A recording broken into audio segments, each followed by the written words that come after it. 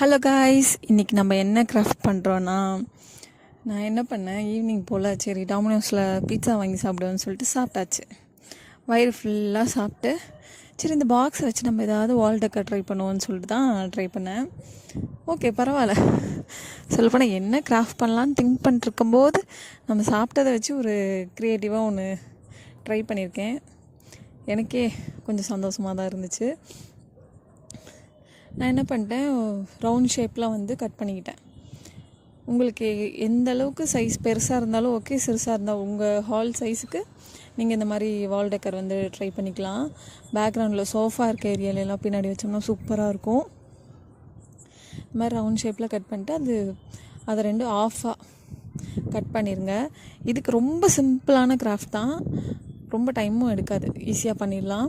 நான் என்ன பண்ணிவிட்டேன், அதுக்கு வந்து ஃபுல்லாக பிளாக் கலர் பெயிண்ட் பண்ணிட்டேன். பிளாக் பண்ணதுக்கப்புறம் பிளாக் தான் கொஞ்சம் எலகண்ட்டாக நல்லா இருக்கும்ல பார்க்கும்போது. ஸோ அதனால தான் நான் பிளாக் ஃபுல்லாக பெயிண்ட் பண்ணிவிட்டு, பிளாக்கு காம்பினேஷனாக நான் என்ன கொடுத்துருக்கேன்னா கோல்டன் கலர் தான் சூஸ் பண்ணேன்.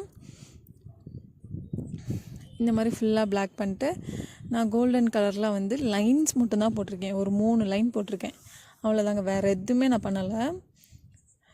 இதுவே வந்து எனக்கு கொஞ்சம் நல்லா சூப்பராக இருந்துச்சு. ரொம்ப ஈஸியாகவும் பண்ணிடலாம், நல்லா இருக்குது இந்த கிராஃப்ட்டு.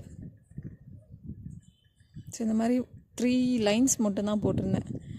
நீங்களும் இந்த மாதிரி வீட்டில் ட்ரை பண்ணி பாருங்கள். ஏன்னா நான் வந்து டாமினோஸ் பாக்ஸை வச்சு தான் நான் இப்படி ட்ரை பண்ணியிருக்கேன். உங்களுக்கு வேறு ஏதாவது பாக்ஸ் இருந்துச்சுன்னா அதை வச்சு கூட நீங்கள் ட்ரை பண்ணலாம். நானும் அடுத்தடுத்து வால் டெக்கரில் வேறு ஏதாவது க்ரியேட்டிவாக எனக்கு தோணுச்சுன்னா நான் உங்களுக்கு பண்ணி காட்டுறேன். எனக்கு கொஞ்சம் இந்த நேராக லைன் மட்டும் கரெக்டாக வராது, கொஞ்சம் அட்ஜஸ்ட் பண்ணிக்கோங்க. இனிமேல் கொஞ்சம் போட போட கொஞ்சம் லைன்ஸ் கரெக்டாக வரும்னு நினைக்கிறேன். இந்த மாதிரி நான் ஒரு 20 பீஸ் போல் ரெடி பண்ணி வச்சுக்கிட்டேன். உங்களுக்கு எப்படி எந்த அளவுக்கு வேணுமோ அந்த அளவுக்கு நீங்கள் ரெடி பண்ணி வச்சுக்கலாம். ஸோ இந்த மாதிரி நிறையா பீசஸ் வந்து எனக்கு பண்ணி வைக்கணும்னு தான் ஆசை. இருந்த அந்த டாமினோஸ் பாக்ஸில் நான் இந்த அளவுக்கு தான் பண்ண முடிஞ்சது என்னால். இதுக்கப்புறம் என்ன, ரொம்ப சிம்பிளானது தான்.